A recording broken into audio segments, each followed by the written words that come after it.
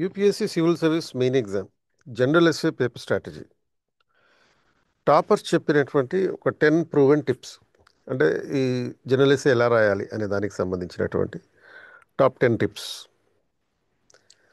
ఈ టిప్స్ ఆ, అనుదీప్ దూరిశెట్టి, సౌమ్య పాండే, విక్రమ్ గేరేవాల్, అలాగే అష్మిత మీటల్. సో వీళ్ళు నలుగురు ఇచ్చినటువంటి టిప్స్ ఆధారంగా రూపొందించబడినటువంటిది. మనకి జనరల్ ఎస్ఏ 250 మార్క్స్ పేపర్ ఇది. 2 ఎస్ఏస్ ఉంటాయి. ఒక్కొక్క దానికి 125 మార్క్స్ ఉంటూ ఉంటాయి. అండ్ 2 క్వశ్చన్లు రాయాల్సి ఉంటుంది అనమాట. అంటే 2 సెక్షన్ల నుంచి ఒక్కొక్కటి కంపల్సరీగా తీసుకోవాలి.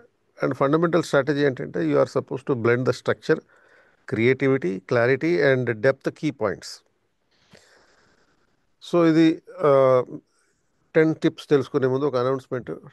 21st సెంచరీ ద్వారా పిఎస్ఐఆర్ క్లాసెస్ స్టార్ట్ చేస్తున్నాను. జూలై 2nd మార్నింగ్ 8 o'clock ఉంటుంది. How to understand the political theory in the Gen Z perspective అనే అంశం మీద ఒక ఇంట్రడక్టరీ క్లాస్ ఉంటుంది. ఆ క్లాస్ ఆధారంగా మీరు ఈ పొలిటికల్ సైన్స్కి సంబంధించినటువంటి స్ట్రాటజీస్ తెలుసుకోవచ్చు. సో దీనికి అటెండ్ అవ్వాలంటే డిస్క్రిప్షన్లో లింక్ ఉంది, అది క్లిక్ చేసి రిజిస్టర్ చేసుకుని అటెండ్ అవ్వచ్చు. సో ఫస్ట్ టిప్ ఏంటి అంటే బిగన్ ఎర్లీ. అనుదీప్ దురిశెట్టి గారు చెప్పినట్టుగా రోజు కనీసం ఒక essay right, at least 1 essay weekly from the start of mains preparation. ఎప్పుడైతే మెయిన్స్ ప్రిపరేషన్ మొదలు పెడతారో కనీసం వారానికి ఒకటి ఎస్సే రాయాల్సి ఉంటుంది.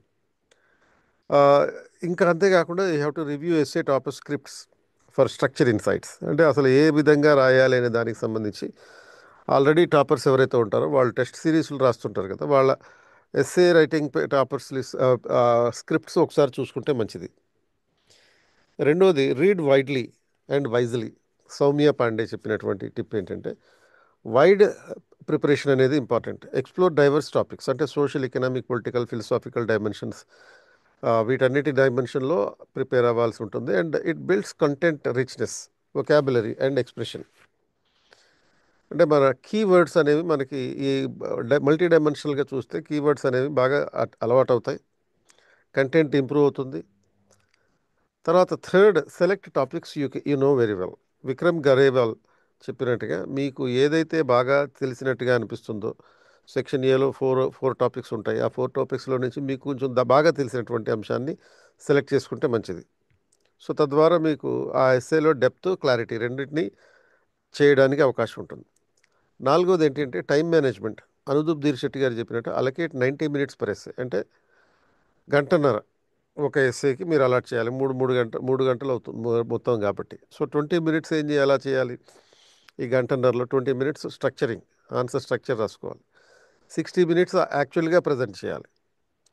1000 words రాసిన తర్వాత ఆ, ఇంకొక 10 నిమిషాలు ఉంటుంది. So for a quick review ఏమన్నా మార్పులు చేసుకునేది ఉంటే ఆ 10 నిమిషాల్లో వేగంగా మార్పులు చేసుకోవడానికి కొన్ని అవకాశం ఉంటుంది.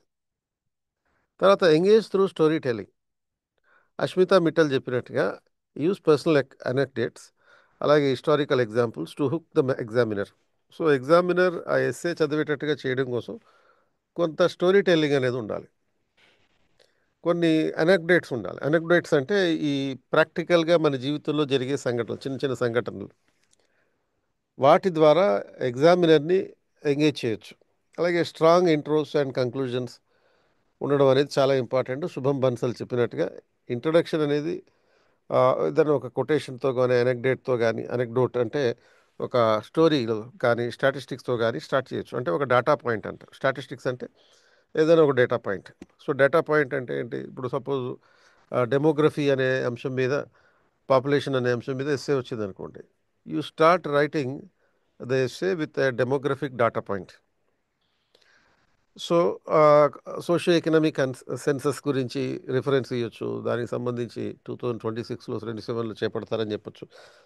అలాగే కంక్లూజన్లో ఏమి ఉండాలంటే బ్యాలెన్స్ సమ్మరీ ఉండాలి, ప్లస్ ఫార్వర్డ్ లుకింగ్ ఇన్సైట్ ఉండాలి. అంటే నెక్స్ట్ వే ఫార్వర్డ్ అనే పర్స్పెక్టివ్లో ఈ కంక్లూజన్ ఉండాలి. తర్వాత విక్రమ్ గ్రేవాల్ చెప్పినట్టుగా స్మార్ట్ యూజ్ ఆఫ్ కొటేషన్స్. అవసరమైన బట్టి include relevant quotations that enhance the context, avoid irrelevant and controversial ones. So ఈ కొటేషన్స్ కాంట్రవర్షియల్ కొటేషన్స్ ఉండకూడదు. మనం ఎస్ఏ రాసే సందర్భాన్ని యొక్క ప్రాధాన్యతని పెంచేదే ఉండాలి. And ensure that flow and coherence. Anoop Durishetti చెప్పినట్టుగా use links sentences, signpost or questions for smooth transitions.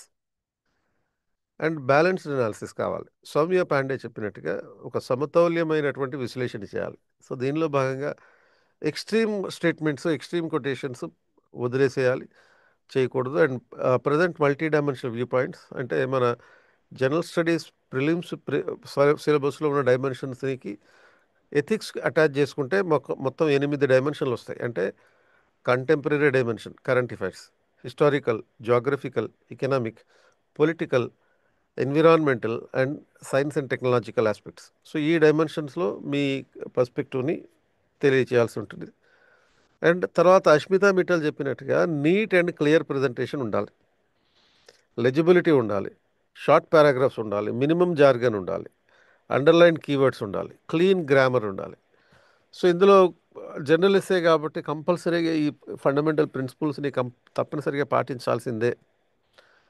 So ఇటువంటివి పాటిస్తూ మీరు జర్నల్ ఎస్సే రాస్తే దెన్ 125కి ఒక్కొక్క ఎస్సేకి ఆన్ అండ్ యావరేజ్ మీకు కనీసం 70 to 80 మార్క్స్ కూడా స్కోర్ చేయడానికి అవకాశం ఉంటుంది.